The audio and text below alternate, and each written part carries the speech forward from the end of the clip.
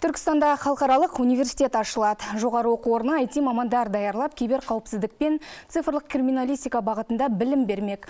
Осыған орай Түркістан облысының әкімі Дархан Сатыбалды ақш-тың Пенсильвания университетінің түлектер және халықаралық бағдарламалар жөніндегі деканы Стивен Барнсты қабылдады. Кездесуде университет филиалын ашу бастамасының алғышарттары талқыланып, әріптестікті нығайту жолдары қаралды. Біз университетті бәрі ашамыз.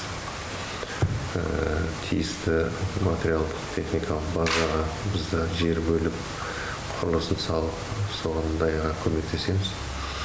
Себебі бағана айтқандай, біз осында халқымызға жаңа бір мүмкіншілік бермесек болмайды. Стивен Барнс сөзін құрметпен қабылдаған өңір басшысына ризашылығын білдіріп, Түркістанның күннен күнге дамып жатқанына тоқталды. Әр халықаралық жоғары оқу орнын ашуға рухани шаһардың әлеуеті жететініне сенім білдірді. Айта кетейік, бұл Үндістандық университет әлемдегі жетекші оқу ордаларының бірі. Ол күрделі технологиялармен байланысты қылмыстар санының күрт өсуі кезінде ғалымдар мен технократтарға қажеттілік туындауына байланысты 2009 жылы құрылған. Оқу орнында 75 мамандық бар. Оның ішінде 10 мамандық IT саласына қатысты болса, 14 факультет киберқауіпсіздік, цифрлық криминалистика бағытында білім береді.